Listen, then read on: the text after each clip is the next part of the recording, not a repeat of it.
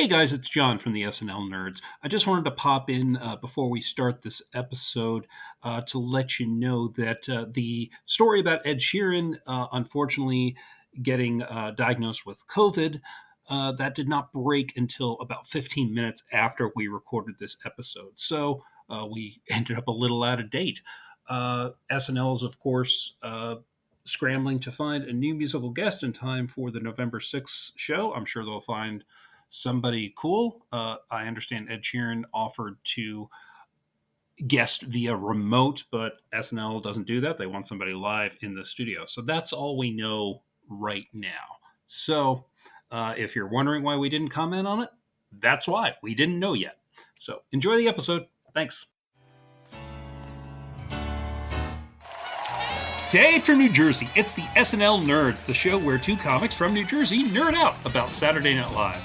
I'm your co-host, John Trumbull. And I'm your co-host, Darren Patterson. Hey, Darren! Hey, John, how you doing on this fine fall afternoon? It is a fine fall afternoon, and it's an exciting week here at the SNL Nerds, because we've got an SNL alumnus hosting. That's the thing, the singular of that word. Is it alumnus or alumni? Or it's alumnus if it's singular, it's alumni if it's plural. If more than one SNL alum came back to host. So it's not alumni? No. If we were British, it would be alumni. So, whoa. Yeah. Well traveled, sir. Look at you knowing British stuff. That is not a British thing. That is. Is it not? Oh. That is a thing I just made up about how British people say the word aluminium. Oh, okay. I thought this is how dumb I am. I really thought that. I was like, oh, he must know some British shit. He's whipping out all this British slang that I don't. If you say your lies with conviction, they become much more believable. This is a thing that I have discovered. That's how we got our last president. So yeah. I remember. Here's a little quick true story from my life. A couple day jobs ago, I think one time I was like, oh yeah, I killed a guy once. You know, we were just sitting around BSing, and one of my coworkers just went, oh yeah, sure, John. And I just said, without breaking character, without wavering at all, I just was like, oh, it was part of a scavenger hunt. And then they said, wait, what, really? So yeah, no, details like make your lies more convincing. Yeah, I shot a man in Reno just to watch him die. Exactly. Oh boy! Wow. Oh, okay. So this is a dark turn for the beginning of the podcast. We start off the episode with a homicide. Mm-hmm. Yeah, as we do, as is our tradition. Right. 158 dead people and counting. That's right. We start with our sacrifice, as always. The ritual sacrifice, so that the gods are appeased, and then we can move on to the podcast. Yes, the algorithm gods. Have you been appeased, almighty lords? Command me, Lord. As we were trying to say, this is an exciting week because we had SNL alum Jason Sudeikis coming back to host the show with musical guest Brandi Carlile. This is season 47, episode 4 from October 23rd, 2021. Indeed. I mean, people have been clamoring and chomping at the bit for Mr. Sudeikis to come back and host.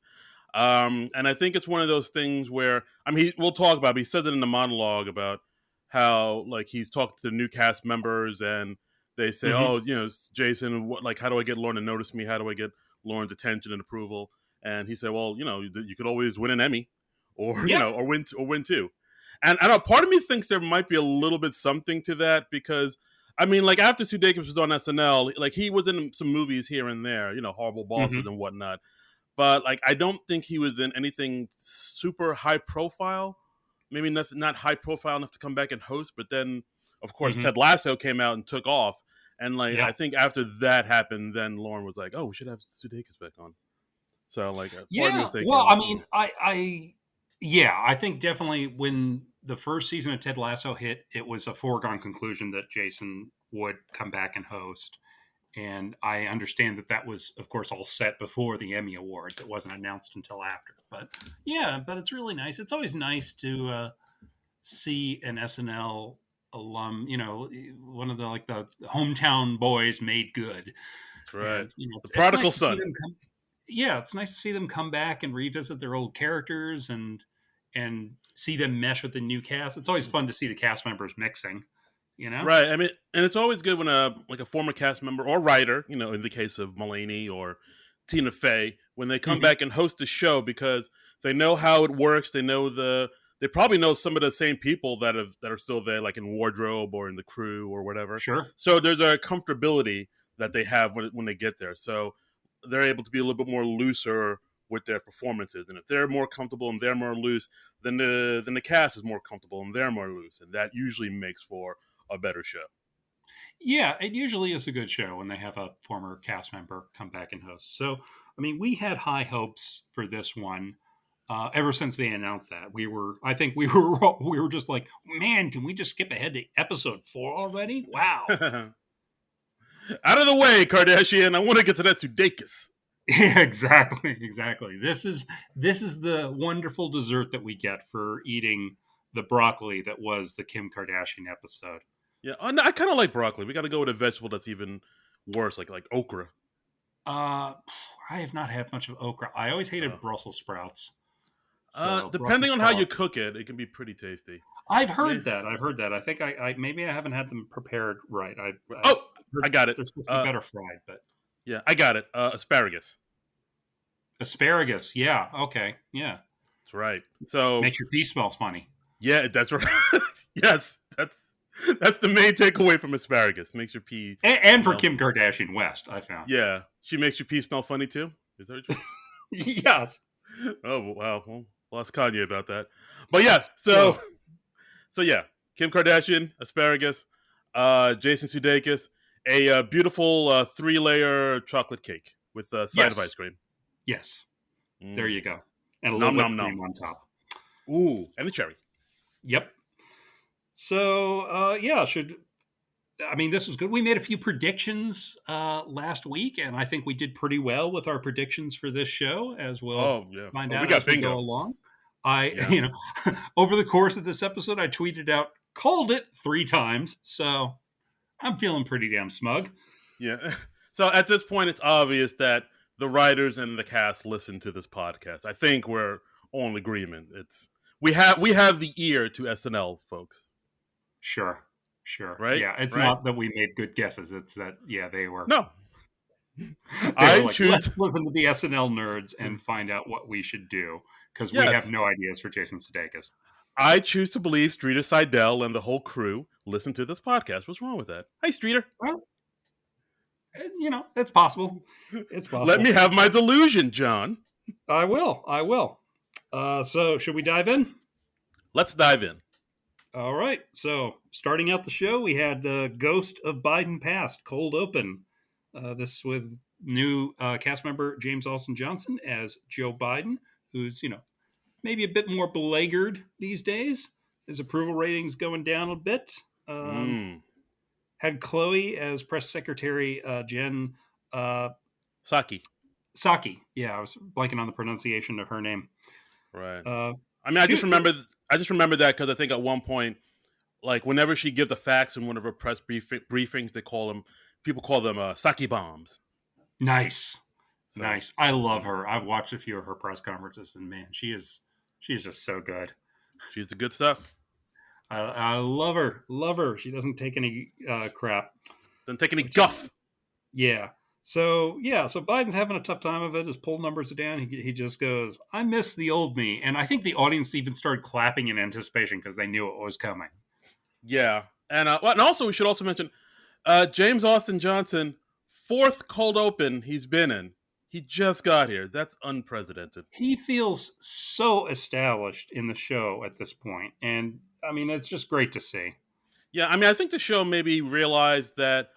I mean, they have. I know they have a number of female Impressionist. impressionists, but then they probably realized, hey, we don't. As far as male impressionists go, we don't have a lot, so we gotta get somebody. And they got Right. James, and like they've been putting him to work. So yeah, someone who's where the impressions are their main thing, like a Daryl Hammond. Exactly. Yeah. Um So yeah, but so Joe Biden says, "I miss the old me," and then who do we have come through the door but Jason Sudeikis, our old buddy, our old TV pal, as old Biden. He's the ghost of Biden past from 2013 when he was still VP and America's wacky neighbor. Yeah, and I like this sketch because in the sketch they don't even try to explain how Joe Biden from the past time traveled to the future. You just see a puff of smoke, and Joe Biden from 2013 just walks to the door and be like, hey Joe, and like that's Yeah, it. I mean, yeah, that's all you need. I mean, Yeah, I yeah. don't care about the mechanics of it. It's not a time travel movie. It's a comedy sketch. Just get them in there and yeah, puff a smoke and do your business. Yeah, this ain't hot tub time machine. Just get out there. Exactly, exactly. We can't get into the time travel complexities of a hot tub time machine. Thank you. You get it. Yeah, we just want to get to the funny. I mean, that was a big thing that I liked about this cold open was it didn't belabor the point the way so many cold opens do. We've gotten a lot of 7, 8 minute cold opens. This was just like a tight 4 minutes, in and Yep. out, done, Four. Yep. boom.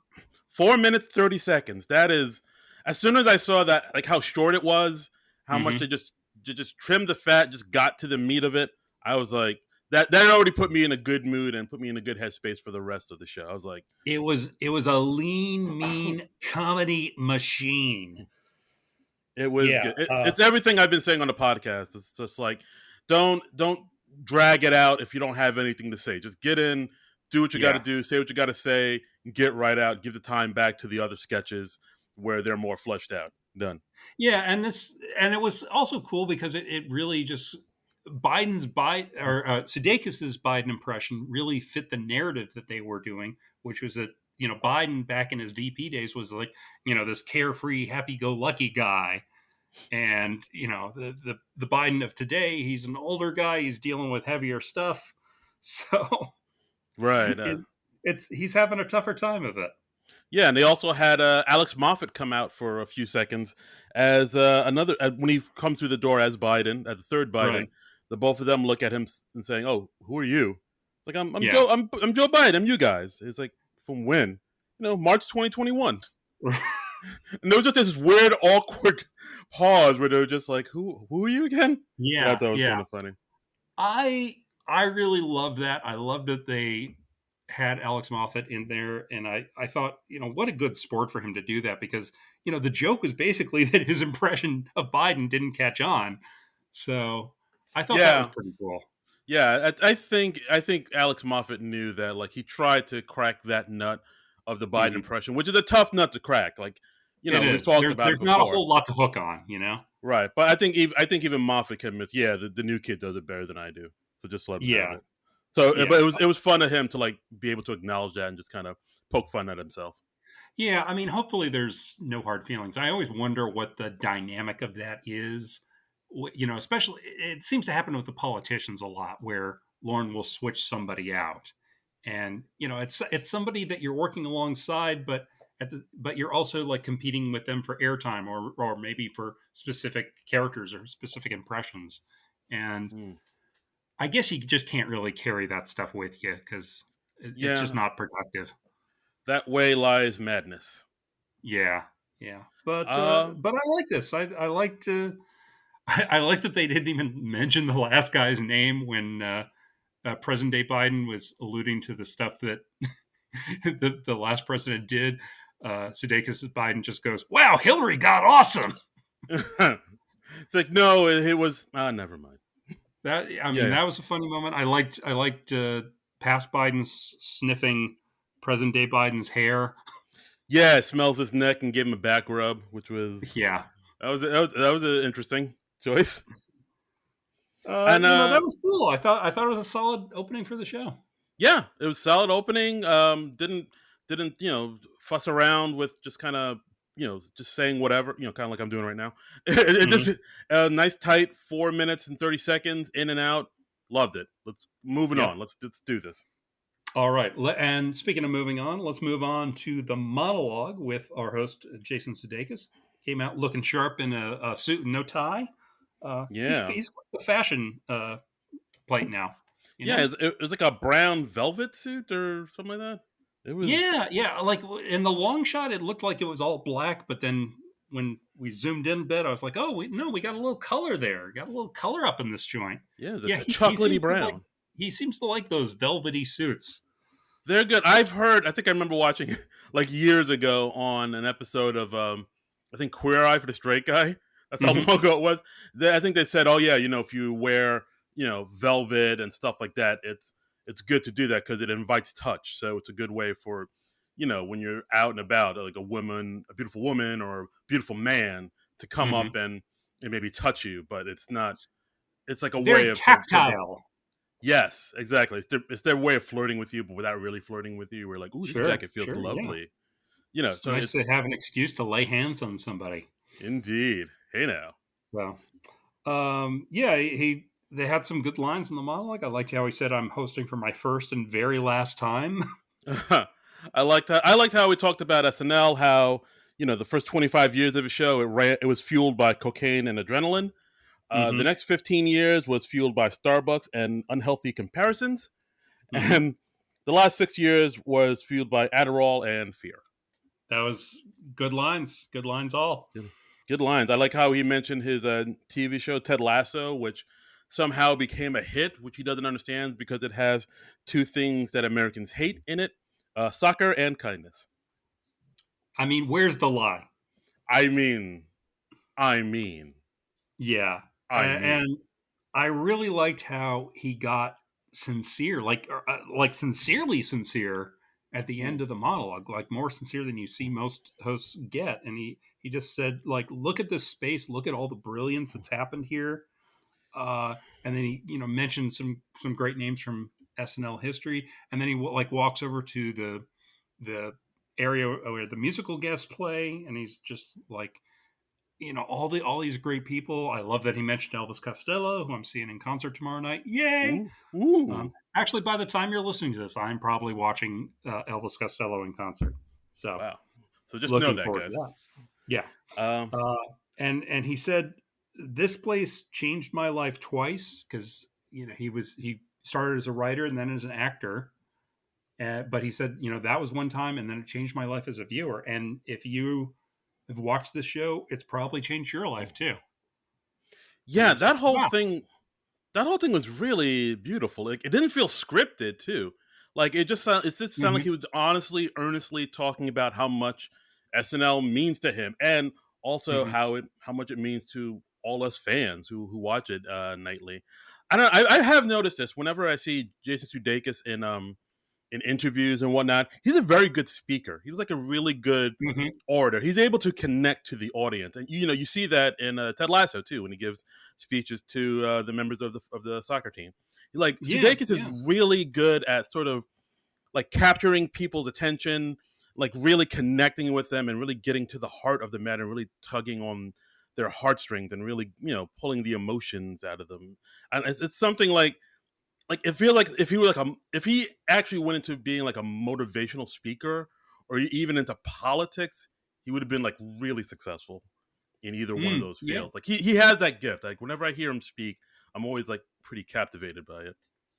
Yeah, he's got a lot of earnestness and sincerity, and I really like this. It really struck me, and I was just like, yeah, SNL, it has changed my life. And if it wasn't for SNL, I probably wouldn't be doing this podcast. That's Or right. or if we were, I don't know what it would be about. Who knows? Maybe SCTV. I don't know. We'd run through like however many seasons SCTV there were. I think like four, and then we'd just be like, oh, okay, I guess we're done. Like, oh, we're talking about Count Floyd again. Okay. Oh, oh, happy But Halloween. yeah, but I mean, I thought this was good. I thought this, yeah, I was really impressed with it. And I think the monologues so far this season, they've all been really solid. So I Yeah, think the writing on the monologues have improved, and it's nice to not see them go back to any of the old mainstays yet. Like oh, I'm gonna sing a number, I'm gonna do questions from the audience. It's nice that they seem to be a little more geared towards who the hosts are as people. That's a cool yeah. thing. It's a good way to for the audience to get to know the person because a lot of times because like a lot of times I've noticed you always don't know who the host is. Like I know who Rami Mhm. Malek is, but I'm sure there's a good chunk of America who have no idea who he is. I mean, Yeah, I I mean, know he's not like a household name yet. exactly. So it's and or even like Reggae John Page. Well, no, he had people come out with him, but whenever they have like a host who they think, well, maybe people don't know who you are, so let's just have you come out, talk about your background. Oh, Anya Taylor Joy. That's the other one I was thinking. Like, no, not Mm. a ton of people know who she is, but she just came out, talked about her background and like where she grew up and all that stuff, and it endears you to them and it gives you a Yeah, little, yeah. and you want to see them do well. And like I really enjoy that they're doing that model more than just like you said Q&A or have a cast member come out and interact with them and whatnot. Yeah, and I like that he mentioned that he's had 2 kids since he's left the show, like, Otis and Daisy, and then we get a nice joke in there, he's like, "Hey, I'm not sure how old they are. They're about, like, yay high." Yeah, some old timey names, Otis and Daisy. Yeah, but those are cool names. Yeah, I dig it. You don't see too many Otises. I want to see more Otises in the world. Otis, my man! My man. Wait Animal till House, right? Otis sees us! Oh boy, didn't see that coming. Love it. Alright, You so know our you're me. first. I'm sorry. Oh, I'm sorry. You, of course, need a moment to sing. No, I'm done. I'm done. Oh, okay. Alright. So our first sketch was Science Room. This is a recurring sketch. They've done this how many times? Like 3, 4 times now? Three times. Once on the Sam Rockwell episode, the infamous episode where he just let an S bomb fly out. One of the You words you can't say. cannot be this fucking stupid. Oh, did he say fucking or? He said fucking. Oh, I thought he said the S word. All right, it was one of the Nope. words you can't say. All right, my mistake. And Adam Driver episode. So this is the third time they've done it. Yeah, I like this. This is my favorite type of recurring sketch where it's they haven't gone to the well too often. They do this like maybe once a season, and so they're and I also like that they have the host playing a significant role in it, so that mixes it up and that freshens it up a fair amount. So I was very excited when I saw that it was going to be Science Room. Yeah, I mean, like from the first line where Sudeikis is playing Mr. Teacher and he's standing Hmm. next to a chart of the periodic table, he looks right into the camera and says, "I don't study this table all the time, just periodically." Right. Like right there, I chuckled at that. I was like, "Oh, that dad joke just hit me right in the heart." I love that. Yeah. So if you're not familiar with the sketch, the host plays Mr. Teacher, who's this Mr. Wizard type. If you do people still remember Mr. Wizard? I don't know. I think that's of a certain person of a Yeah. certain. I remember it because I grew up in the '80s, but yeah, I'm sure your average millennial will have no idea what you're talking about. Yeah. If you're Gen X, Maybe you Bill remember Nye. Mr. Wizard. Yeah, if you're Yeah. Yeah. younger, like He was the Bill Nye of his day. That's a good way to put it. there you go.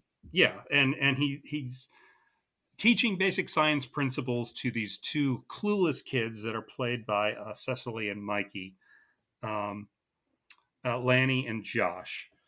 So, and this week he's trying to explain gravity, and the kids are just not getting the most basic things. He has like a display of the solar system, all the planets, and he's like, "Okay, what are these balls?" Like they don't know the word planet, so we're already not getting off to a good start. Right. So I mean, there's like a lot of cool little jokes here and there, like him asking Josh, "Hey, what is matter?" And Josh Hmm. saying, Nothing. I'm good." Yeah, And he said, "No, no, I'm not saying what is the matter. I'm saying what is matter." It says, "Oh." Black Lives.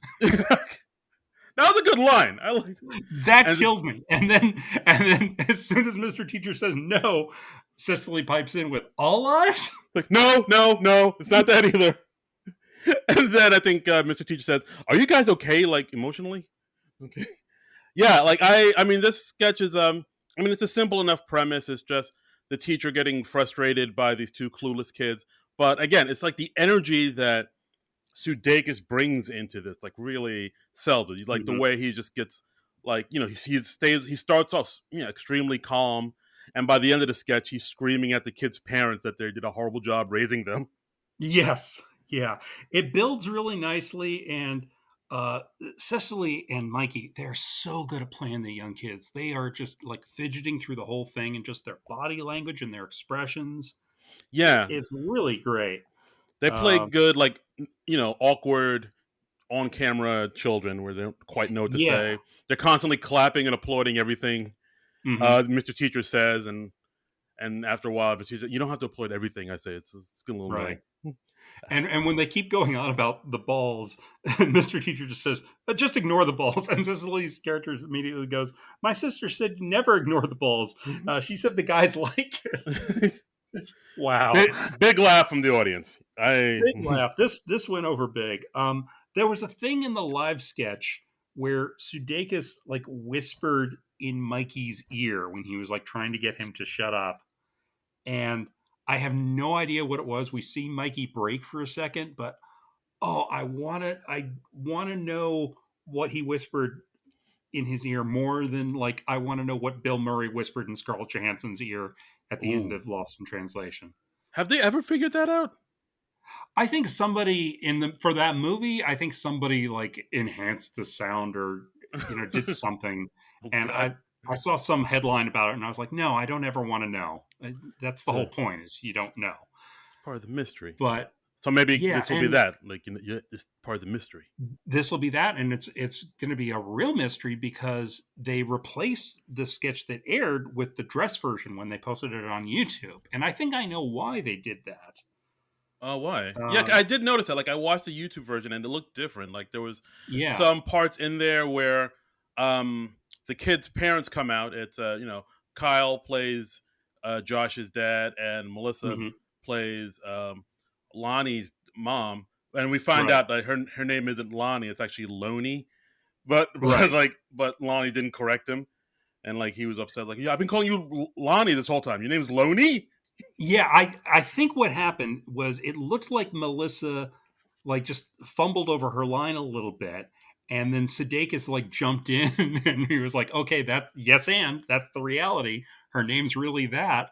And she just never corrected me because like he like turns to Cecily and starts bawling her out, and we see Cecily start to break a little bit. So I think that's why they posted that because we had that fun spontaneous moment. Oh, Um, really? that's my theory. I don't have any Huh. documentation on this, but I also like Hmm. the aired version. I really like the moment where he whispered in Mikey's ear, and I'm just like, what the heck did you whisper in his ear? I Yeah. really What want to was know. that? That is I don't interesting. know. That's It's like when John I don't know. Mulaney whispered in Stefan's ear. Interesting. Exactly, exactly. They whispered something, to try Something and make that other person break. But something I really like these incredibly. sketches 'cause, I I'm mean, sorry. I really like these sketches because it's all just about the kids being stupid, and stupidity is just like a bottomless well. Right. At one point, Mr. Teacher gets so upset with Josh, he says, "Go to hell, Josh. Seriously, Yes. go to Yeah, hell. yeah, Tell your and I child to think go to right after hell." he told him to go to hell in the aired version, that's where he whispered in his ear. Um, this, by the way, was written by Mikey Day, Streeter Seidel, one of our favorites, and Cecily Strong. So Yeah, I it, really like this it's a good sketch. one. Yeah, I go. I might dare I say this might be sketch of the night for me. When I was making my notes during the aired show, the live show, I wrote "sketch of the night?" question mark, and it's between this and one other, I think, for me. All But right. yeah, I really like this. I'm always happy to see this come back. It's like the war in words. I like that, but I don't. I'm always happy when they come up, and I don't feel like they've driven either one into the ground yet, Right. just because they do it sparingly. Right. Absence makes the heart grow fonder. Exactly, Hmm. exactly. Okay. Next, we had a pre-tape. Melon, uh, the male Ellen. This is Jason Sudeikis playing exactly what it says on the tin. A male Ellen. Right. It's just that simple. It's just that simple. It's the fun daytime energy of Ellen DeGeneres with a hard male edge.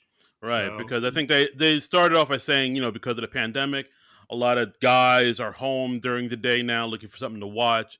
So we mhm. need a daytime talk show for men, hence Melon. And it's Yes. yeah, and it's Jason Sudeikis as Melon. He has blonde hair, dancing in the audience, giving guys nut taps.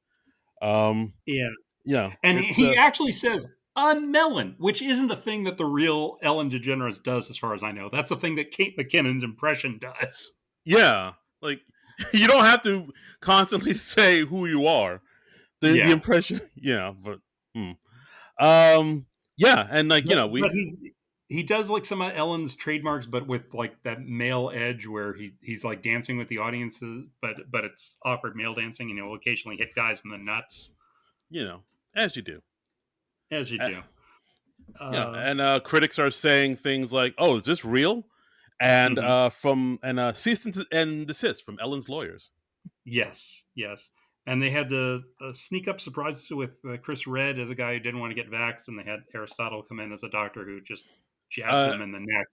yeah, that's Kyrie Irving, who plays for I believe the Brooklyn Nets, and he's an anti-vaxer, and I think he's kind of gotten kicked off the team because of it. Oh, gee, He's usually being anti-vax that works out so well for people. I'm Yeah. surprised that it He came to also that point. he also believes the Earth is flat, so All he's right. Well, so real Mensa material. It sounds like. he's really something else. And we had another couple cameos. Um, we had JAJ, James Austin Johnson, as Louis C.K. Great Louis C.K. impression. Really good, yeah. Yeah, Dude, this guy JAJ, he's quite a find. He's like already seems like a seasoned vet. yeah, yeah. It was very solid. I mean, I didn't. There wasn't too much connection to get Louis C.K. in there, but I was very happy to see and like discover that impression. Yeah, We had Pete Davidson as Jake Paul, who's like cameoing, or he's challenging Muhammad Ali to a fight, even though even though he's Muhammad, dead. yeah.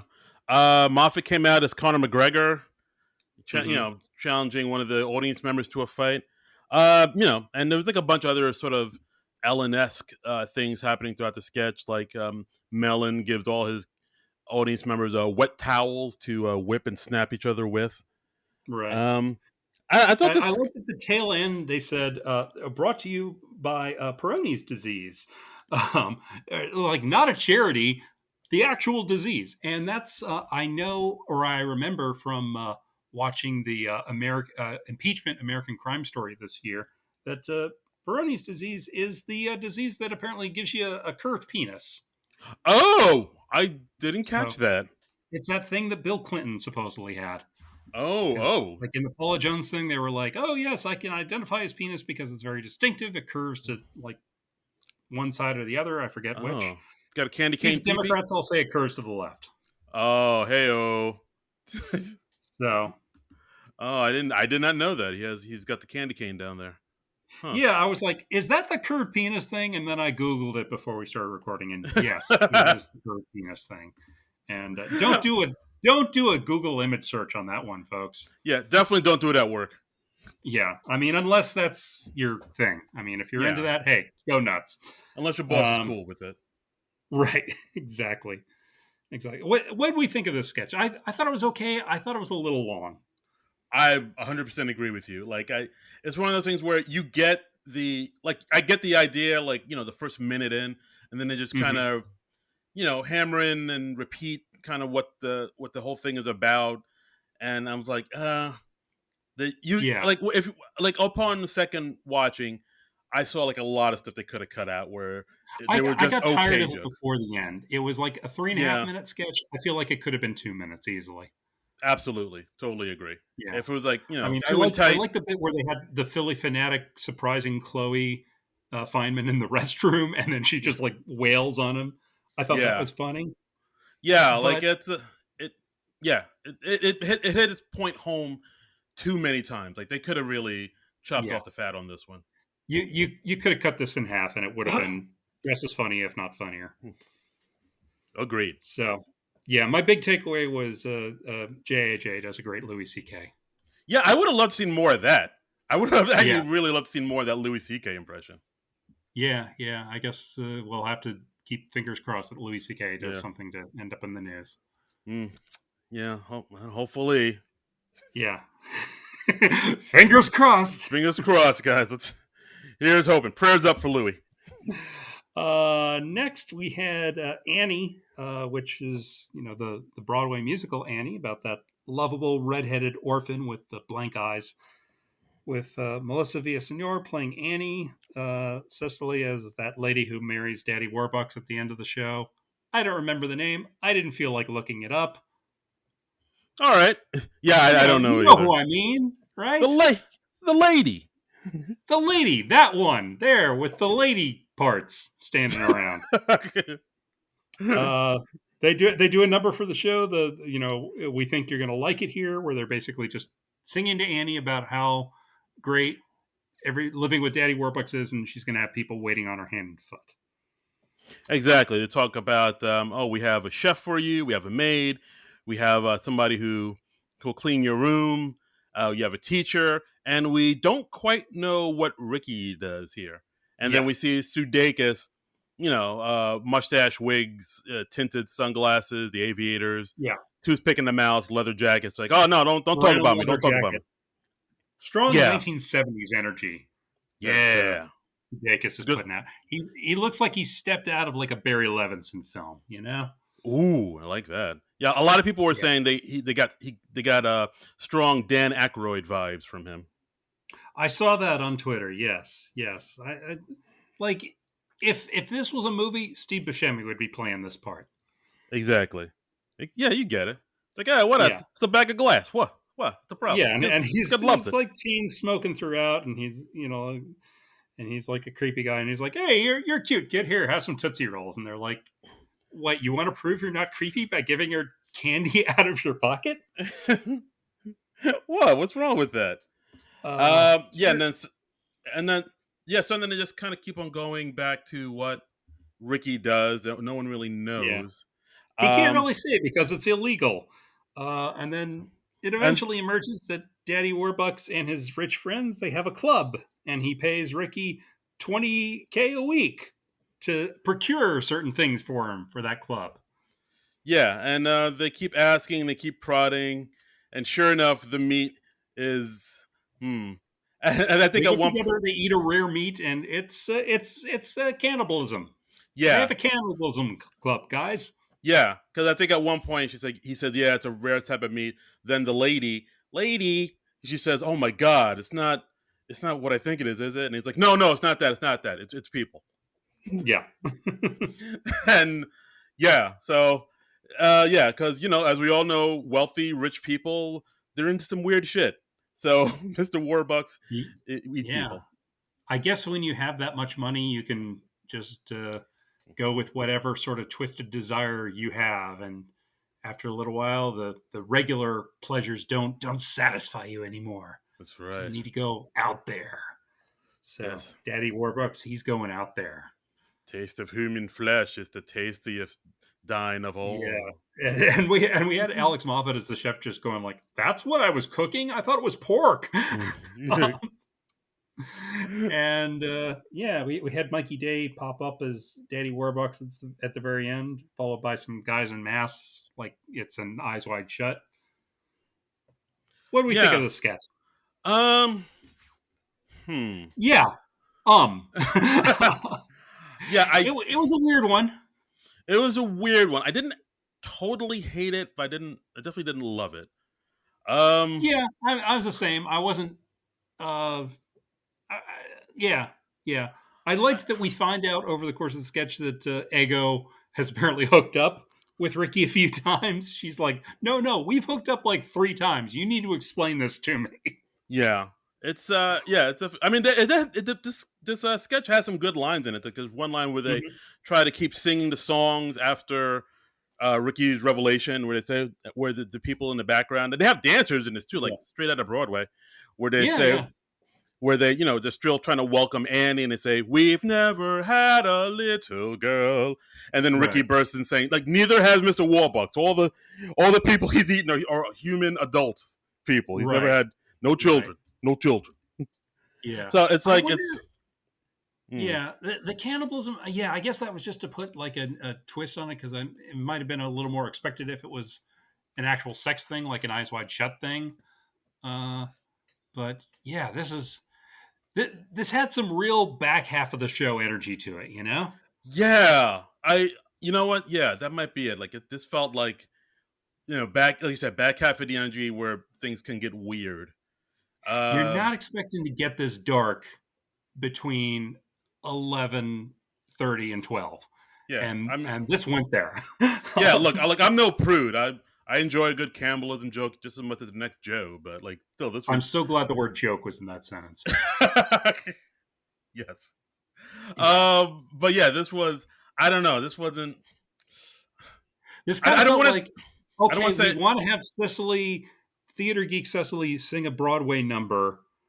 How can we do that? Yeah. And what sort of twist can we put on it?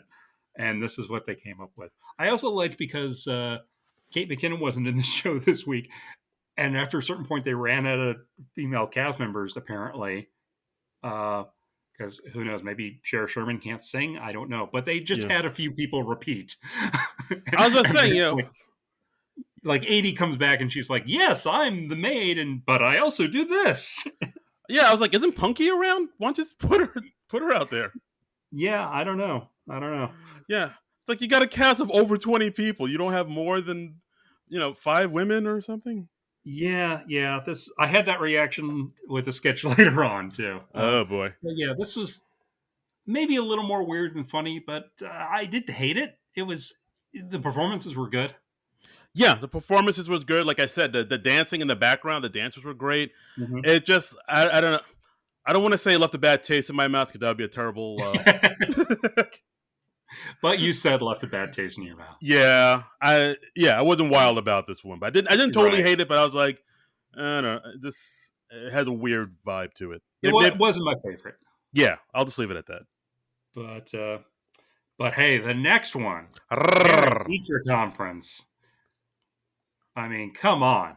Hubba This hubba. one, we got Jason Sudeikis as a teacher. We got Kyle and Ego as Mr. and Mrs. Wilkerson, the kid's parents, who's apparently like a grade school kid, judging by what they're talking about. And they're Right. just meeting with the teacher at night, and Jason's character, the teacher, he starts hitting on Ego, and she Yeah. starts digging it and starts responding, which that was a nice twist. Yeah, I liked how it was like a slow burn, a slow lead up to where it went. Where, Yeah. they're all sitting down talking about um, Ego and Kyle's son, Skylar, I think his name was, and they're talking about like Hmm. he was, he's great in English, but he's not really good in math. He's really bad with fractions, and I Yes. think Kyle says, "Well, he gets that from me," and which is Yeah. something that plays towards the end of the comes back towards the end of the Hmm. sketch Yes. later. But then it's like you said, there's like a small kind of vibe between Ego and Jason, and it's a slow build up. It's like Jason saying, "Hey, you have a really infectious laugh. You know that? It's really great." Yeah. And Yeah. and then it kind of leads to like glances and small touches, and Yeah. then And at one point, like Ego asks him, like, "Are you mad at me?" In like this flirty way. I mean, like it gets to the point where they're doing like this role playing thing. Um, and he's making her write "I've been bad" on the chalkboard, and she's like, "Oh, should I use the little chalk or the big chalk?" And yeah, he's like, "You use the big chalk," and she's like, "Okay, well, you're the boss of me." And he's like, yeah. "Yes, I am. Say it again." So, I think he said, "I'm not used to chalk this big." right, right. I think at one point, Jason Sudeikis, the teacher, says, "Yeah, your son will need a tutor," and then she says, "Well, are you available?" And he says, "Well, in what sense?" Yeah. There's a lot of that, a lot of, He and of gives her a course, contact sheet of school tutors, and she's like, "Oh, I'm not seeing your number on here." Uh, yeah, and Kyle is doing great throughout. He's just like, "Hey, what's going on? I'm not cool with whatever this is." yeah, he's very And much the cuckold in this scene. he is. He plays a good cuck, which it's a weird compliment, but he did a really nice job. And like by the end of it, Ego and Jason are literally making out on the desk. like fully making out. I think at one point, Yeah, Jason lifts Ego up. No, he like clears the desk like in that romance novel manner. Like lifts her up, puts her on the desk, and says, "Then have yeah, me, my love." And like they're yeah, just full on making out. I think Ego wraps her leg around him at one yeah, point, yeah, yeah. and like Kyle's just staring impotently. And yeah, and at the very end, Jason he makes Kyle hold his glasses. He hands his glasses over to Kyle. Yeah, Just and one last emasculating yeah, moment. and then Kyle's like, "I'm getting mad. You better stop it before I count to 5. 1, 2." 2.5, 2 3/5. Oh, I'm so bad at fractions. And Yeah, I was like, oh, okay, I see what you guys did. that was a really nice callback. I mean, that was set up so subtly. I didn't see it coming, and it's really nice to see a sketch with a nice strong punchline at the end, right? That is true. The punchline at the end of this one is pretty strong. Yeah, yeah. I Yeah, mean, we see that so rarely. Like so many sketches either end randomly or they can kind of unfortunately peter out, and you're just like, oh, I wish we had like a nice big laugh at the end. And this one really had it. yeah. This This killed. episode, The audience was loving this, man. yeah, this is, oof, this was hot, hot, They hot. they are Yeah, I mean, they're laughing, they're clapping throughout. This got a lot of response. I mean, this I think is neck and neck with uh what is Science it room, called? science room. Science Room. I mean, either one of those could be sketch of the night for me. Yeah, I'd agree with you. This is it's a simple premise, so Hmm. it's all kind of hangs on the performances, and yeah, Ego Yeah. delivers, uh, Kyle delivers, Jason delivers. Hmm. I think it's really well done sketch. And I think I've seen online a few people kind of compare it to that old Monty Python sketch where like I think the Yes. therapist hits on and makes out with the guy's wife in front of him, and it is sort of Right. similar to Right. that a little bit. But I think this is also its own thing, and I think Yeah. Ego's and everybody's performances in this sketch really are able to sort of bring it over the line and really make And this. they had a lot of clever lines too. Like the flirtation between the two of them was just really cleverly done, and it wasn't like cliched stuff. So I really like that. I thought the writing and the performances were both really strong. Unfortunately, we don't have a writing credit for this one. We'd love to give those specific writers a shout out, but SNL, please give the writers credits when you post the sketches on YouTube. We'd love to know who wrote these, and we don't always get that information in time for recording. Yeah, what's the deal, SNL? I guess maybe they want to feel like it's like a group thing, like everybody kind of contributes. You don't want to single out anybody, but I don't know. I think it But would be no, great. single out the people. I Yeah, want to know who the good people are. MTV singled out. Let's do it. Yeah, exactly. Exactly. We want to narrow it down from 50 down to that one. Let's see who the real brains behind this operation is. Let's Right. not hide behind anybody. But yeah, this was definitely a highlight for me. This Absolutely. was a really strong sketch, and Oh, hey, actually, you know what? definitely. Sorry to interrupt. This just in. I'm looking at the Reddit page right now. According to the Hmm. Reddit page, this sketch was written by Ego and Will Steven.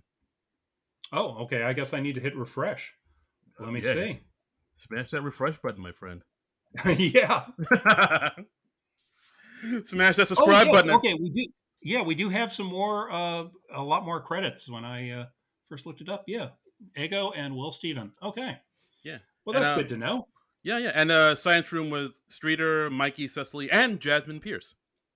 Oh, okay. We didn't have Jasmine Pierce's name in there before, so yeah, I'm Right. glad we got that.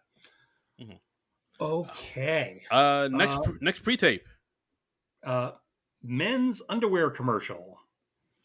Whew. This is for men who accidentally shit their pants a lot. I don't know how else to put it. I mean, Were you trying to think of a more a more classier way to say it?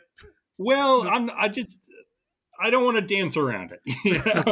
Okay. It's Jake's non-stick underwear for men. It's made with a ceramic coating, and the mistakes slide off, and you can just clean it by wiping it out with a paper towel. So it Right. eliminates that need to just throw away your underwear when you have an accident. Right. This sketch has Alex Moffat in it. Has Chris Red, Kyle, and James Austin Johnson, and like all of them working out, talking about you're a real man. You work out, and sometimes when you Yeah, work out, you got to have the right underwear, and sometimes when you work out, sometimes you poop your underwear. Then you gotta throw away your underwear, and and the little plastic bags, and that's not cool. yeah. You need to wear an underwear that doesn't have the poops stick to it. It gets really specific, Yeah, and you know, this happened to, like, I'm sure this happened to whoever wrote this. I mean, like, hopefully it's not recently. yes. Yes. Yeah, you're a grown ass man, whoever wrote this. You shouldn't be unless alcohol's involved, you shouldn't be pooping your pants.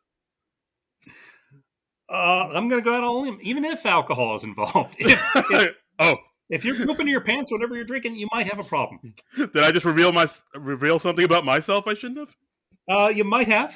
You might have. Oh, damn it! I mean, I didn't think it was the best, but at least it wasn't too long. Yeah, it's pretty. I mean, it's pretty much poop This was jokes. not a favorite for me. Yeah, I mean, it's a lot of poop jokes in this one. Mhm. It's I think this one was okay, but I think the thing that made it better was Chris Redd's performance. I thought he was really good because Yeah, then it they was good. started yeah, because they talk about how easy it is for to wear these underwear because it's the poop slides right off them and just right down your pants leg. So then all you have to do is throw away your pants and maybe your socks and the paper towel you use to wipe out your underwear and just put all that in a plastic bag and throw it out your office window. That's much easier than throwing away your underwear. Yep. And I also, like I said, I like Chris Redd's performance because the way he talks about it is like, oh, now you don't have to worry about who telling their friends about that little accident you had in your underwear, and then it cuts to his wife or girlfriend Ego talking to her friends about her man's poop problem. He's like, yeah, he's like a little boy. He just poops his pants, and then Chris Redd just kind of silently says, "I'm not a little boy. I'm a man." Yeah. I don't know. That made me chuckle. I'm saying him silently saying to himself, "I'm a man." Sounds like you like this a little more than I did. A little bit more, but I not enough to totally defend it. Okay. If that makes any sense, I like Chris Redd. Maybe that's You're where like I'm going. 80% there. Yeah, 75. Okay. All right. That's fair. Yeah, yeah. That's Uh, fair. next up, we got some music performances, guys. Music, we got Brandi Carlile up in this joint. Her first number was called Broken Horses. It's kind of a rockin' country thing. Yeah, and second one was called "Right on Time." Right on time. Yeah. Okay, and Her first now, number, yeah, she's in a nice shiny suit. It was very early Elvis Presley, I thought. yeah, it was like a shiny gold suit, like almost Hmm. like Elvis Presley, P Diddy Yeah. type of suit. And yeah, I really enjoyed both her performances. I'm not too familiar with her stuff, but after these performances, I really want to get to know her stuff a lot more. Like her music is kind of, I mean, it's not quite southern rock. It's not quite country. I mean, if I can compare it to anything, it It's really, got a bit of that country twang to it, it's though. yeah, like it's got a country twang, but I don't know if I'd say it's country music. It's Hmm. or maybe it's like a subset of country music. And like if I had to compare it to anybody, it reminded me of Katie Lang in her heyday. Like that's the best Okay. comparison I could think of. Like I think Brandi Carlile is a strong singer. She has some pipes on her, and like her music is really like moving, and she really brought a lot of energy to the show. Like I think like Yeah. her performances made the show better. I'll definitely say that. I liked her first number a lot. I was like, okay, this is kind of cool. She's like wailing on a guitar. I could like, ironically enough, imagine Ted Lasso listening to her. I think Ted Lasso might dig her. The second number, I wasn't too much. I wasn't too nuts about. It was started out at the piano. It was kind of a ballady number. I Yeah, was kind of on that, but I agree. She has a really strong voice. yeah. I mean, yeah. The second one's a little bit slower, but she still, she belted out some really power ballad vocals throughout Hmm. the song, and I don't know, I really dug it. I thought this was a strong performance. I'm pretty sure she's been around for a while, but this is just the first time kind of getting to know her because I have heard the name Brandi Carlile here and there, but I just never like looked into it. But like after seeing her Hmm. tonight, I was like, oh, I need to find out more about her. She's a solid singer. I remember somebody actually tweeted at us about her performance, saying, "Yeah, she kind of reminds me." I forgot who it was. I'll look it up. But then they were saying, "Yeah, she kind of reminds me of like a SNL singer from the '90s. Like she would have been like at home and like mid Uh-huh. to early '90s type of singer." And I was like, "Yeah, I could see that." Okay. All right. So next we have Weekend Update with Colin Jost and Michael Okay. Shea.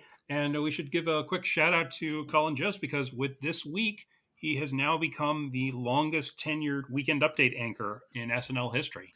That's right. He dethroned. 155 episodes. That's right. He dethroned you, Seth Meyers. Yeah. So take that. Suck on that. Kneel before Jost. Yeah, he's been doing this since season 39, taking over for Seth Meyers, and Wow. hosted with Cecily Strong for a brief period, like a half a season. Cecily was like, yeah, no, I'm not really feeling this. I want to go back to being in sketches.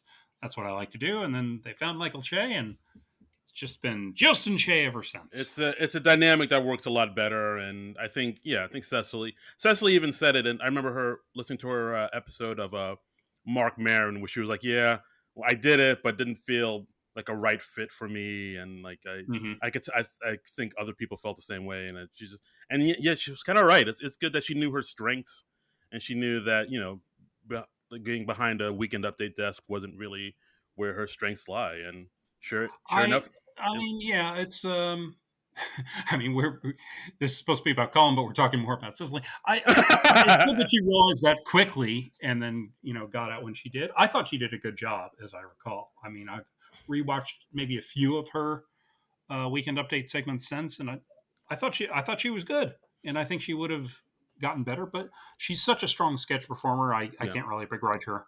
I'd much rather hear her in sketches where she sings and plays with dogs. Sure. Yes. Absolutely. So Jost and Che, Weekend Update. This was a pretty short Weekend Update. Yeah, well, as we find out, we'll cover later, they cut a couple desk segments from Weekend Updates. So I think that explains it. Yeah, we had, because in other weeks we've had 3 desk segments, which feels like too many to me, and they cut a couple things. I think they should have kept one. I'm good with them cutting. So... yeah, maybe we should cover those at the end of Weekend Update. All right. They're both update things. Sure, why not? What the hey? Okay. All right. Well, first, what was actually on the show? They talked about how Trump is trying to start his own social media site called Truth Social. Or it could just refer to it under its old name, the National Sex Offender Registry. Blam!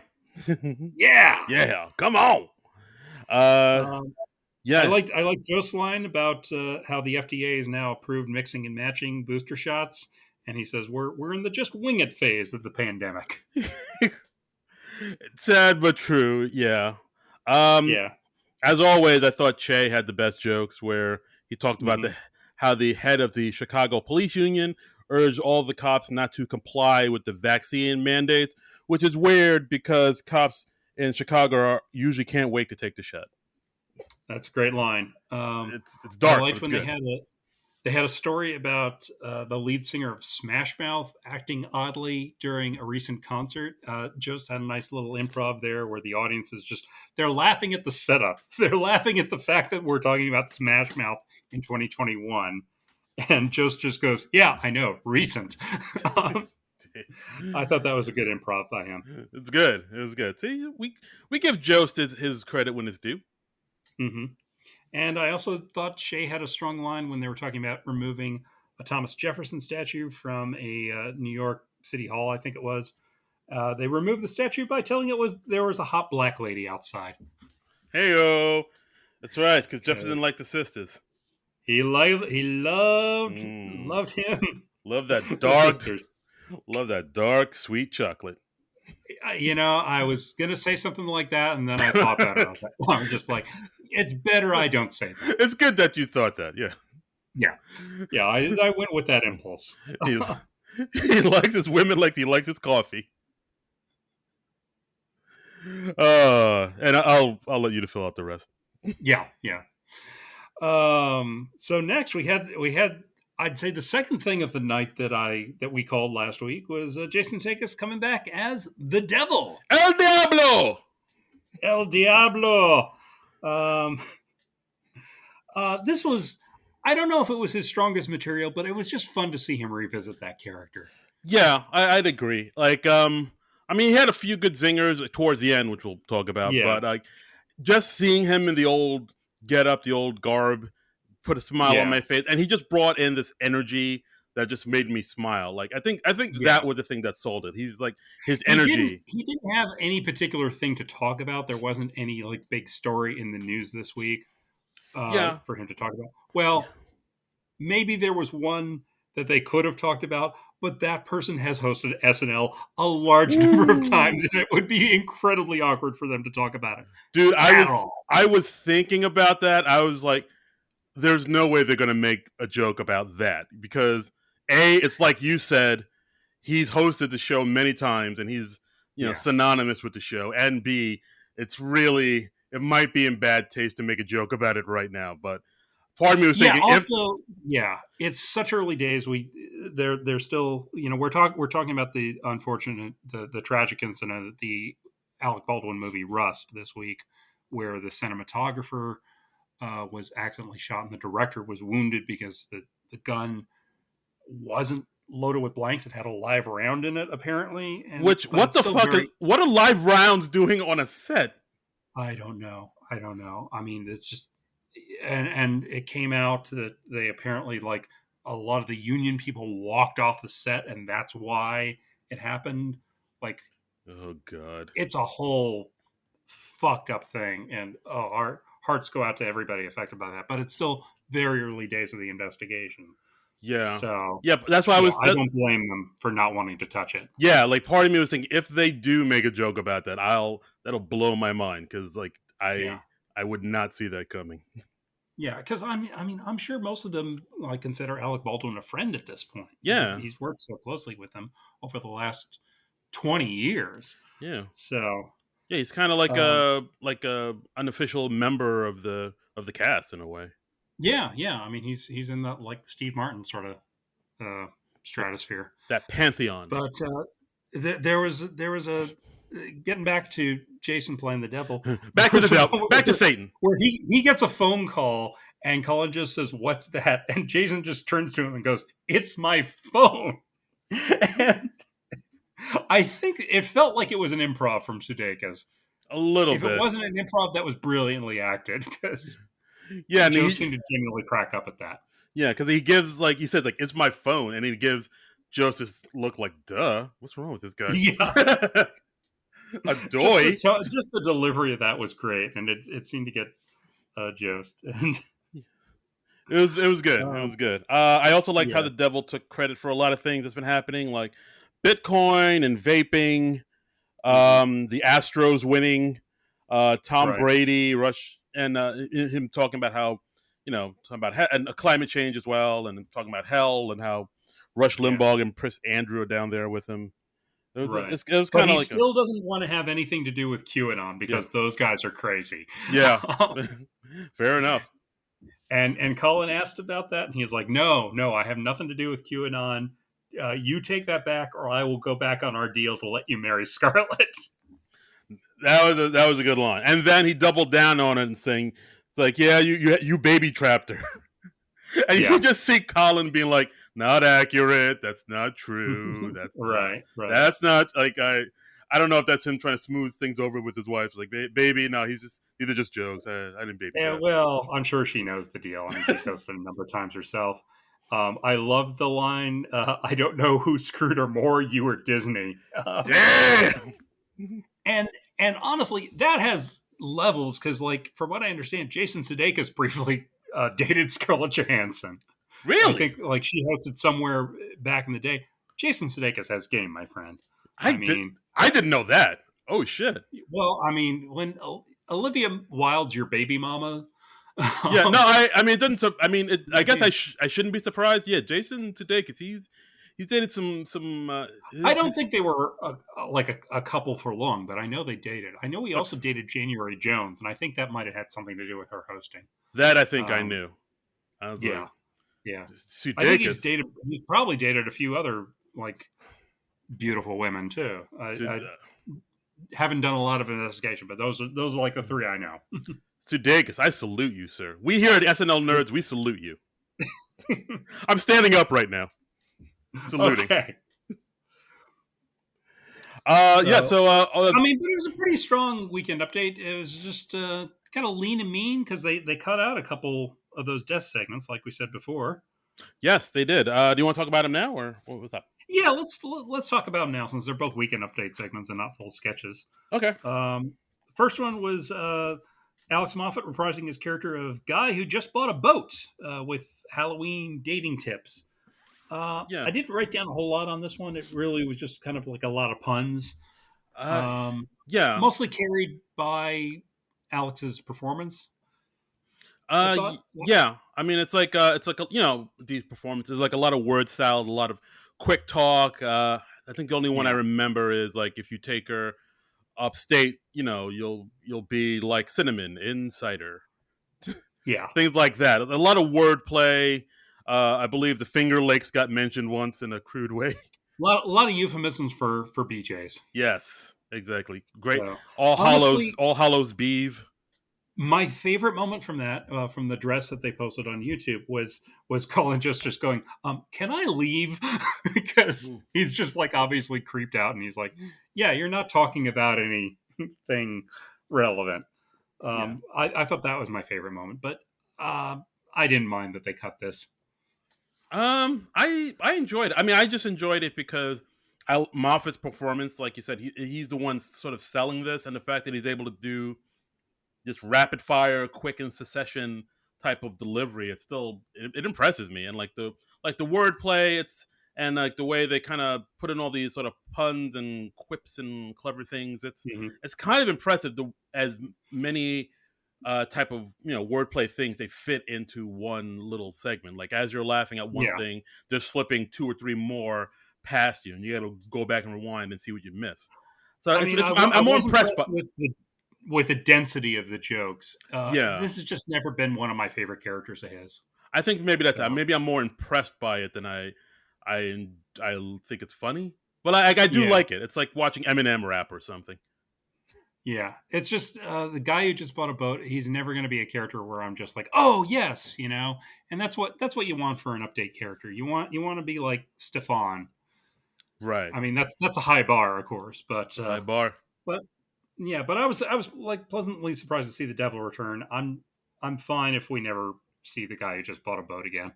Oof. All So, right. And also the other weekend update segment that got cut, Melissa Villasenor on Hispanic Heritage Month. ooh, you put a little more you put a little more flair on that via senor. Sí. Melissa Villasenor. Yeah, because they said that Hispanic Heritage Month just ended, so they have Melissa Villasenor coming on to talk about it. But she really just talks about how her boyfriend broke up with her last month, and she's just wondering why she hasn't dated any of the hosts yet. Yeah, and it just basically it's her not talking about Hispanic Heritage Month really at all, and just how she No, wants a new boyfriend and looking for dudes, and it's like I'm famous, I should be right? dating celebs. Yeah, yeah. Which She's just like, hey, why the hell am I here if I haven't dated a host yet? And Colin's like, well, to do sketch comedy, and she says, no, I'm here to bag a host and set Twitter on fire. yeah, exactly. That's how Colin Jost did it. That's how Colin Jost did it. That's how John Mulaney did it. Sudeikis. Yeah, The list goes I on mean, and it's on. a tried and true Yeah, method. even a writer got with Emma Stone. Come on. Oh, that's right. Yeah, she ended up marrying an SNL writer. Yeah, Did they have a kid? I can't remember. they do. Yeah, she is pregnant. I believe she has a Oh, child. okay. Like all the Oh, okay. SNL All right. dudes do well. It's just the SNL women. I don't know what's going on here. Yeah, I guess I can't think of any instance of a female cast member having like a relationship with one of the hosts. I mean, not that the public knows about anyway. Yeah. So Oh, it's on the low. that's yeah, Hmm. that's Listeners, interesting. I yeah, guess listeners, if you know of a SNL cast member, female that's gotten with a host, let us know. Yeah, because we're all about the gossip here. yeah, we're turning this podcast into TMZ very slowly. Yeah, but she started singing that song from Mary Poppins where they're just talking about everything they want in a nanny, and she's altered the lyrics to be like everything she wants in a boyfriend. This was cute. This was funny. This was basically Melissa's dating ad, Yeah, but it was cute. It's nice to see one of the more underexposed cast members get a thing, and I'm glad that even if though this didn't make it to the aired show, I'm glad it ended up on YouTube. Yeah, I mean, I think I said before, Melissa just has that sort of likable Gilda Radner type of quality, just very Yes. cute and very earnest, and it was good to see it. It was a nice little, fun little Yeah. segment. I wish they had time to put it in the show, but I'm glad I got to see it. And I liked at the beginning where, like, Jost, of course, immediately calls her out on, like, well, you're not talking about Hispanic Heritage Month. And she's like, yeah, that's why I named it that, because if you don't let me do it, you're a racist. So it didn't end up on the show. So I guess our only conclusion is Colin Jost is a racist. I mean, Michael Che has been trying to tell us that for years. Hashtag cancel Jost, people. That's all There it I'm is. saying. That's all. That's all I'm saying. Congratulations on doing 155 shows and hashtag cancel Jost. we we put him up and we knock him down. That's right. Can't let you get too big for your britches, Colin Jost. No, Mister Hollywood. Mr. Hollywood, Mr. Having Babies with the Scarlett Johansson. Ooh, la di da, look at me. I'm Carlin Jones. Blagger, blagger. I use lots of hair gel. I wear suits. I impregnated Black Widow.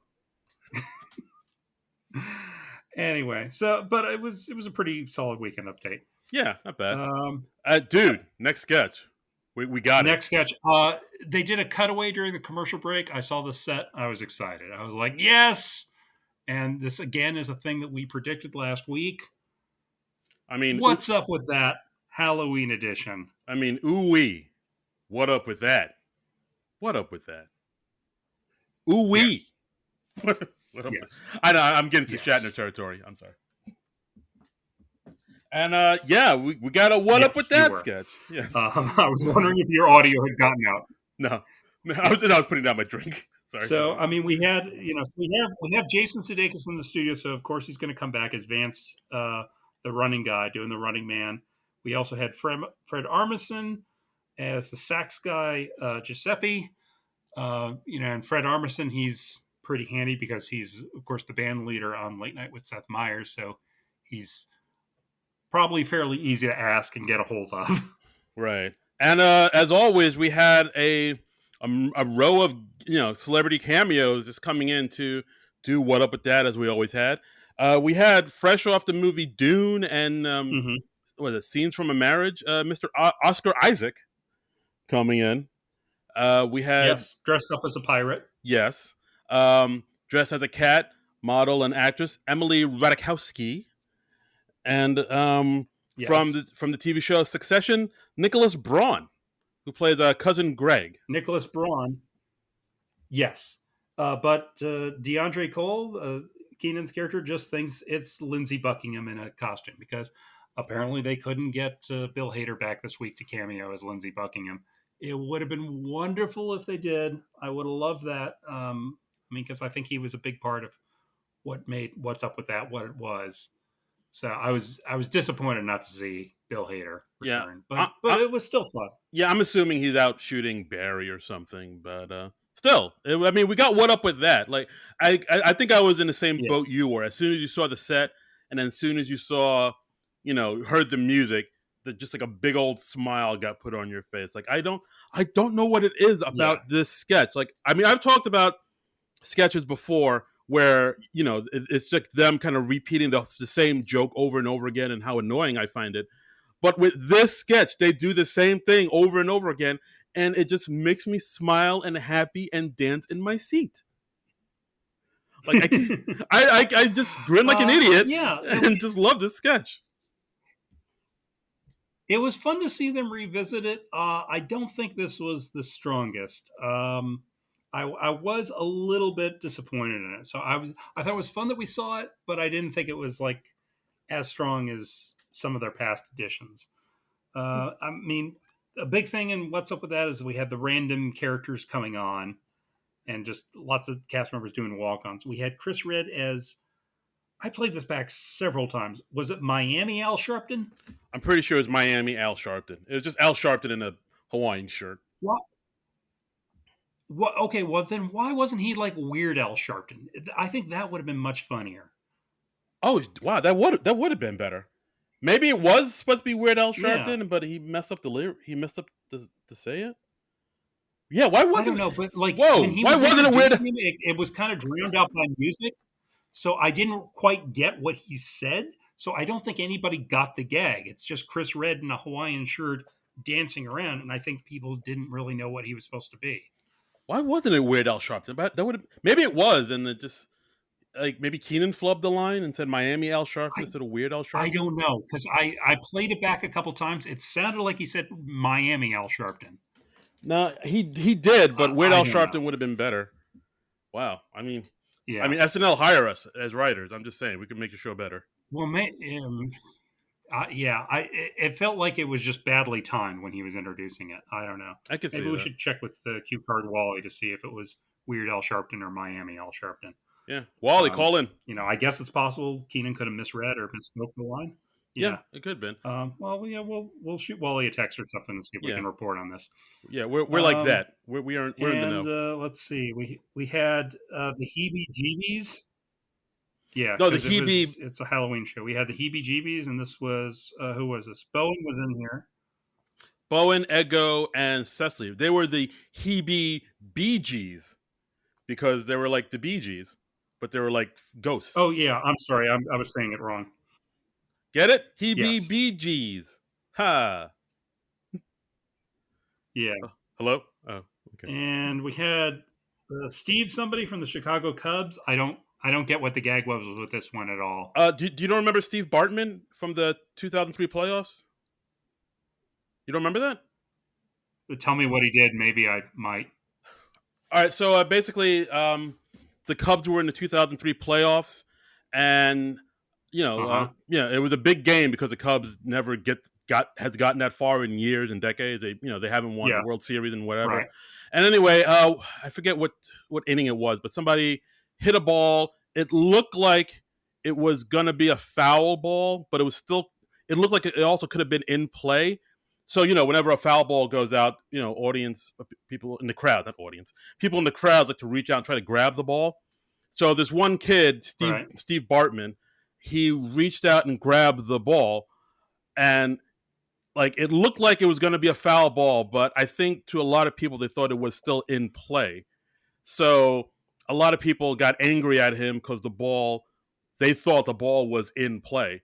And anyway, the Chicago Cubs ended up losing the game, and a lot of people blamed Steve. Oh.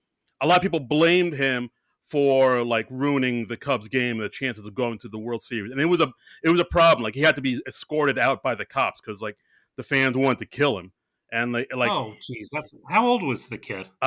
he was pretty young. I think he was like maybe in his 20s, I believe.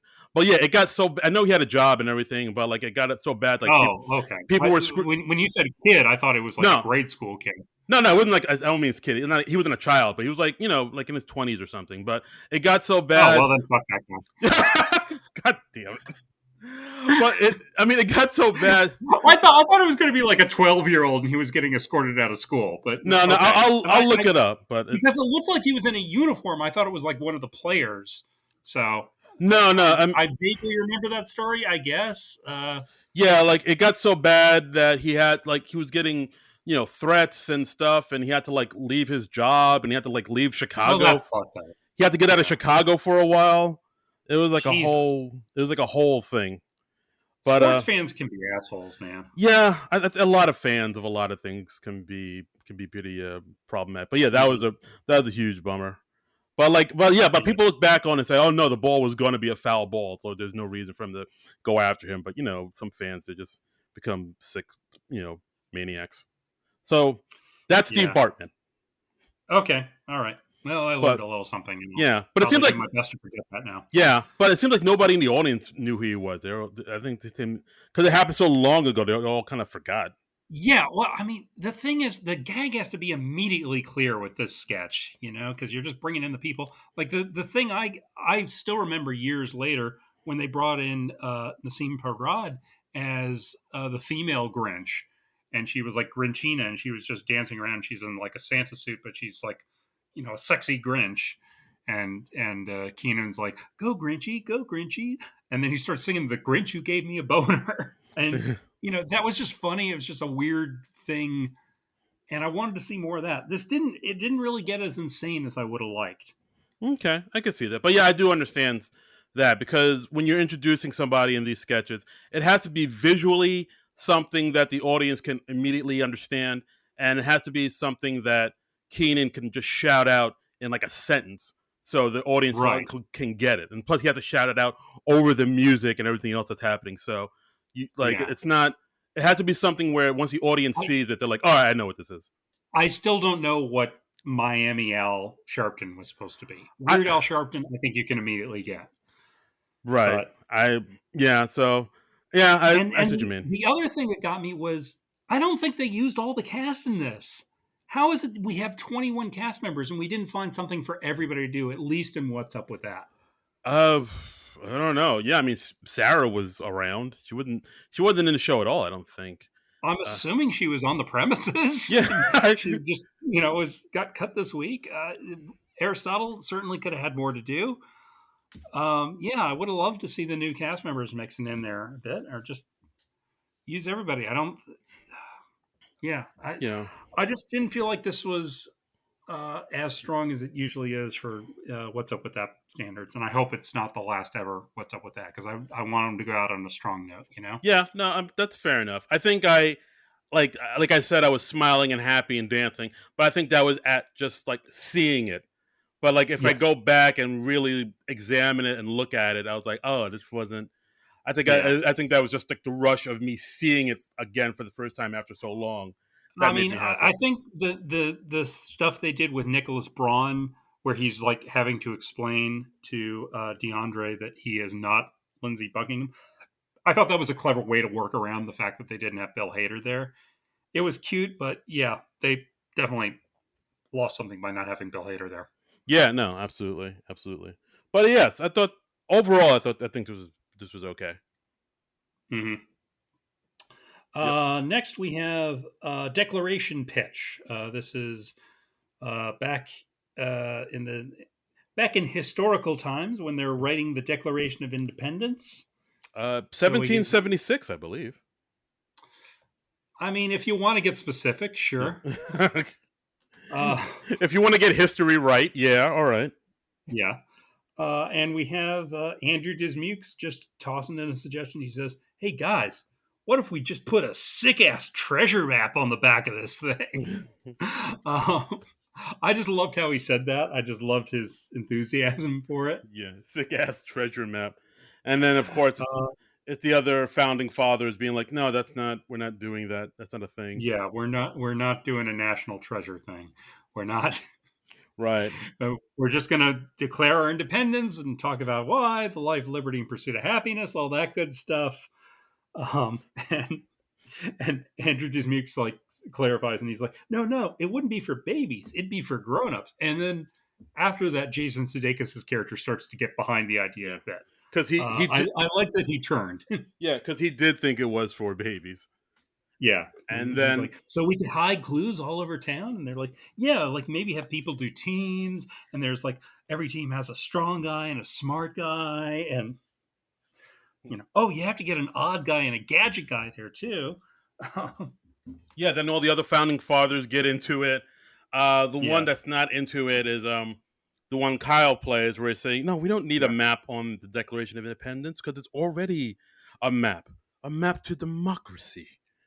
And Right. everybody's like, "Boo!"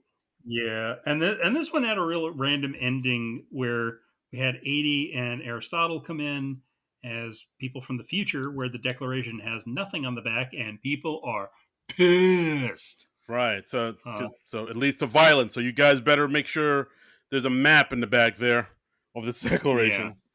And Second sketch of the night where we just had people just come in smoke. yeah, that smoke machine got a workout today. It did. It It got more did. screen time. It got more screen time than Sarah. Yeah, it did. Sadly enough, smoke. Yeah, when smoke's getting more airtime than you, that's not a good Yeah. sign. You hear Daryl Hammond Um, announce the cast and then say "Smoke Machine." Sarah Sherman. oh damn it! Now it's got billing over me. How does that happen? Sherman comes before smoke. Come on, even alphabetically, that shouldn't be.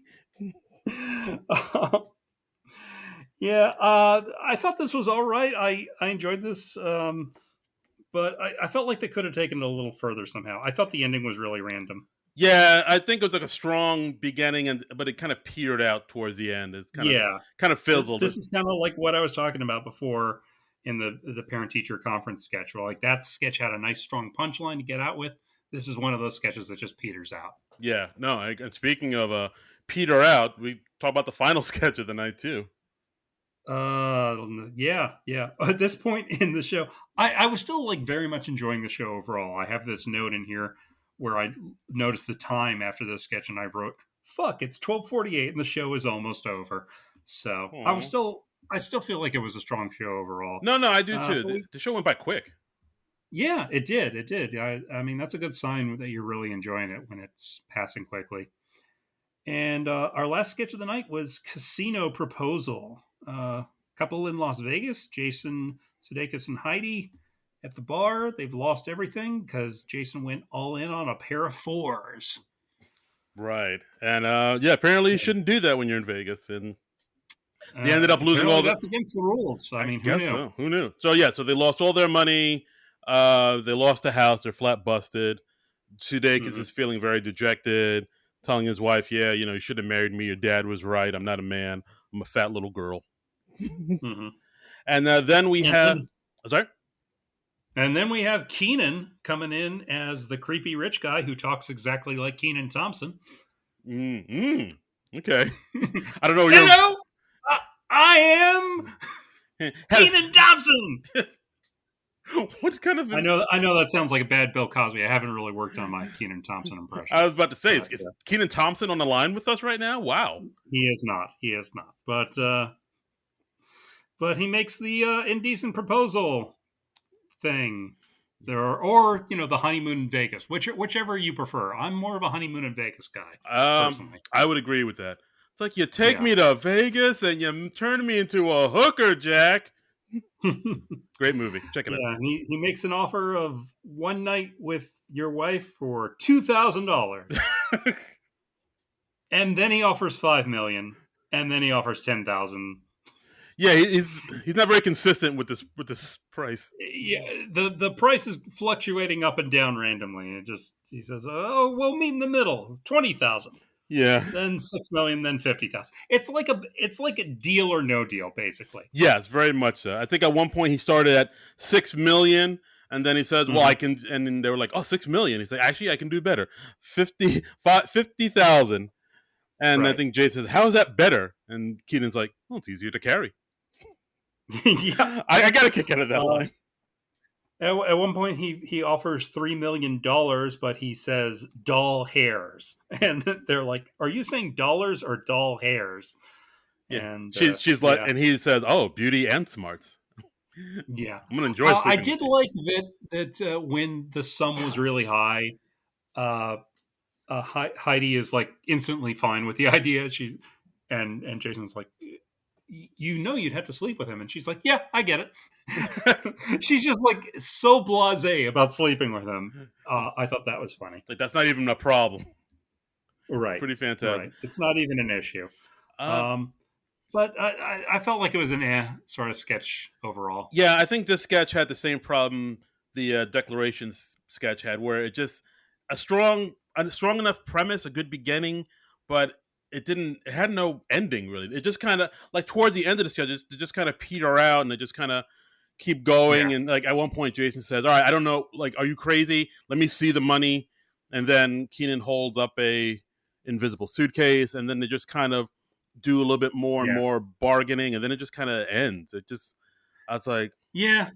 like, Just kind of fizzled out. It was definitely a weak sketch to end the night with.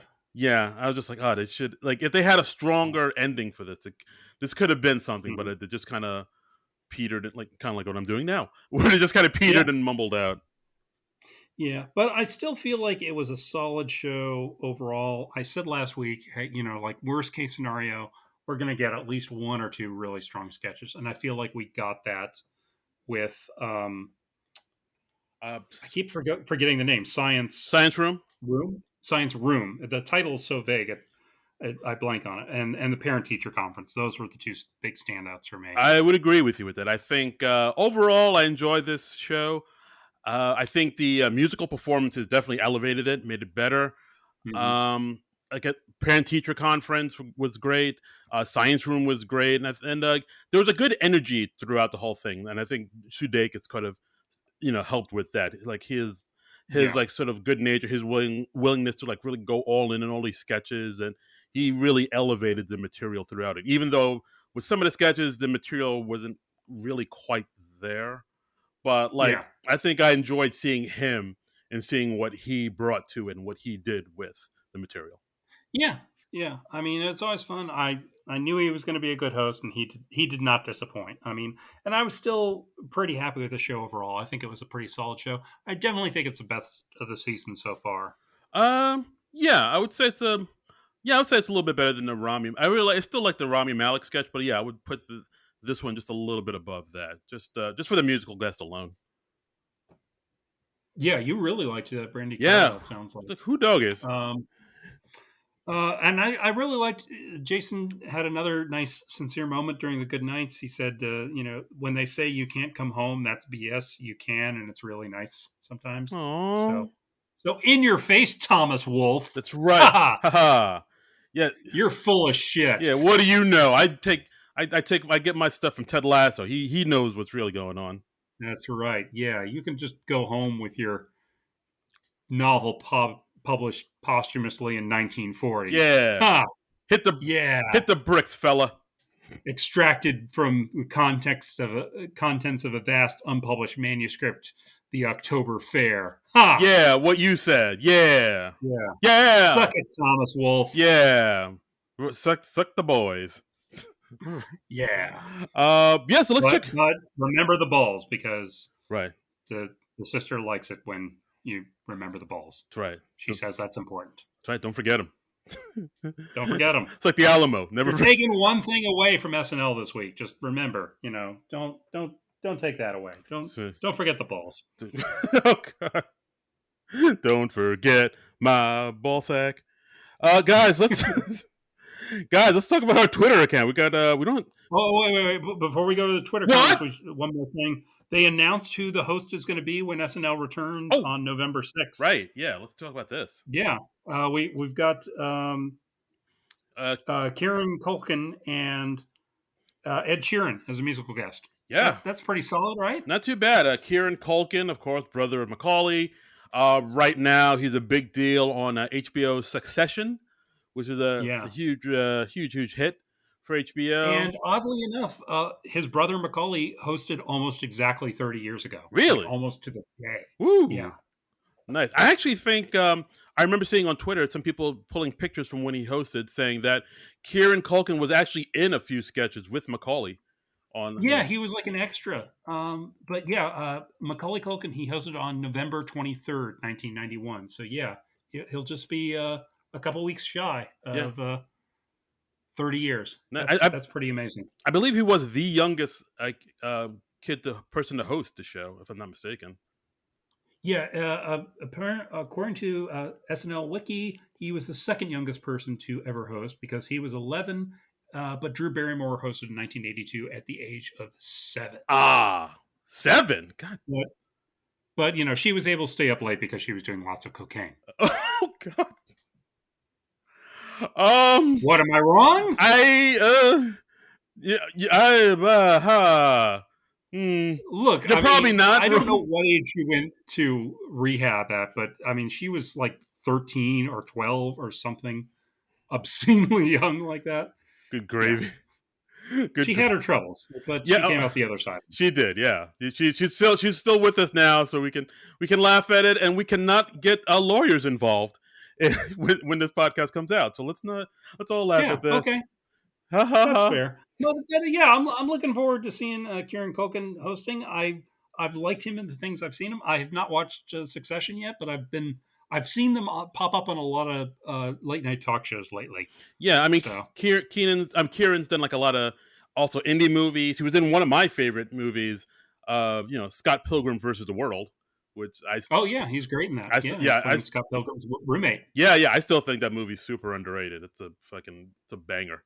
But yeah, Yeah, I'm looking forward to it too. I think he's super funny guy and great actor. I think he'll be able to do some really great stuff here. yeah, and I like Ed Sheeran. I enjoy his music, so it'll be fun to have him as a musical guest. Yeah, I'm looking forward to this one. This is I think that I got a good feeling, good vibe. He's got a feeling. Woohoo! That's Da, a da, da, da, da, da, da, da. But yeah, we got a few replies to the questions and comments about the show. What do we want to see? We got a comment from Mikey, our friend Mikey, and Nick Store. Oh, Nick Store sent something. Nick Store sent something. Ooh. You want to read Mikey's, and I'll read Nick Store's. Sure. Yeah, I don't see Nick Store's, but yeah. Okay. Mikey says the show was everything I hoped it would be. Such a great fun energy all around, and really felt like a solid season 36 or 37 show, especially with the pre-tapes. Strong throughout, Mm, and great to see more of Melissa, Alex, and Cecily, and JAJ. JAJ already feels like a seasoned cast member. And yeah, I agree. This was we saw agreed. a good amount of Melissa in this one, a good amount of Kyle Mhm. in it. Like, Kyle was in a bunch of sketches in this one, so Yeah, yeah, yeah. yeah, Kyle's become a more versatile performer than I would have guessed. yeah, So he did a nice job as the dad in the parent teacher conference sketch. Nice support from him there. yeah, absolutely. Nick Store, that store with two R's. He says this was a great episode, not perfect, but the best in a good few seasons. Had me smiling throughout. Loved Brandy's second song too. Liked the science room sketch. I'd forgotten about the others. Really liked JS's nods to us. Oh, Jason Sudeikis' nods to us with the phone as the devil and with Alex as Biden. Fair enough. Yeah, I think I'll. So, Yeah, I think that's the thing about this episode where it like some of the sketches probably weren't the best, especially towards the end, but the energy mhm. was there, and I think that kind of helped sort of outshine maybe the faults that the writing and some of the scripts had. Yeah, and Manette Marati replied to one of our other tweets. She says, "I would have liked Melissa's piece to stay on, though." Agreed. Yeah, I would have liked that, seeing that on the show. And let's see, there's one more thing I think, if I can find it. Um, yeah, my old roommate Scott Hume said easily the best episode of the year, and it's not done yet. Ooh. So that he posted that while the show was still going on. That wasn't done yet. It is now done now. It has now been over for over 12 hours as we're recording this, and it will have been over for over 48 hours by the time you're listening to this, I think, if I did the math. Look At at you. least 36. I, Somewhere between 36 and 48. I don't know. I don't know fractions, people. damn it. I was just about to say that. You beat me to it. Well played, sir. I Well did. played. Miss Fang. But I really enjoyed the show, and I got a kick out of the fact that we predicted a lot correctly. So, That is, yeah. We're guys. Listen to this podcast. We can tell you. We can predict pretty well what's going to happen on this show. We have our ears to the stone, the grindstone. Is that how it goes? yeah, that's the body part you put on the grindstone. There you go. So yeah, Yeah, and follow us on the social media, and we always like to have the conversation going. So yeah, give us a follow at SNL Nerds Show on the Twitter, and you can also follow our individual accounts on Twitter and on Instagram. I'm at Trumbull Comic. That's TRUMBULL and the word comic. and I'm at Darren Credible on Twitter and Instagram. That's DARIN Credible. And so SNL is dark next week. It's going to be Halloween when we're recording it. It's going to be November 1st when the episode comes out. What are we going to do, Darren Patterson? All right, Tron Trumbull. This episode. What are we going to do? Who are we going to call? Who are we going to call? That is my question. That is the essence of my question. Right, yes. dude. This episode we're going to do next. It's something people have been asking about for a while, specifically my sister. Yeah. This movie is. To say this is one of my favorite movies of all time is an understatement. I love this movie. This movie is important to me. This movie has a special place in my heart. This might be one of the few movies that I don't need to rewatch because I've seen it so many times and I have it committed to memory. Ladies and gentlemen, in honor of Halloween, we're doing it. Folks and family, we're doing it. 1984, Ghostbusters. Ghostbusters, the original Ghostbusters. No Ghostbusters 2, no Ghostbusters remake, which we still haven't seen at this point. But yeah, the new Ghostbusters Afterlife, that's opening on November 19th. And we wanted to at least cover the original Ghostbusters before that came out. So right. Yeah, I think this is our chance. Yeah, I mean, maybe we'll try to cover Ghostbusters 2 and the Ghostbusters reboots at some other time. But I mean, we've been talking about doing this episode about this movie for the longest, and we were going to do it last year, but then the world died. So we're going to try to pick it up and do it again, and we're going to do it justice. We're going to do it properly. We're going to do it right because it's Ghostbusters, man. It's Ghostbusters. Yeah, it's Ghostbusters. I mean, not to spoil it too much, but yeah, we like this movie, you guys. Yeah, this is going to be like I'm going to gush all over this movie like you've never seen it. You thought I gushed like MacGruber. Hold on to your horses. Well, so we're going to have some ectoplasmic residue left over on this movie, I think. I feel so funky. Someone blows their nose and you want to say that.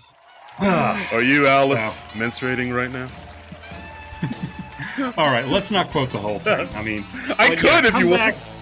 Come back. No, save it for next week. So next week, November 1st, we're going to be doing Ghostbusters. The flowers are still standing. Yes. So, yeah, please join us for that. We may possibly have a special guest as well. We'll let you know. And, but until then, nerds out! This has been a non-productive media presentation. Executive producer, Frank Hablawi. This program and many others like it on the Non-Productive Network is distributed under a Creative Commons Attribution Non-Commercial No Derivatives license. Please share it, but ask before trying to change it or sell it. For more information, visit non-productive.com.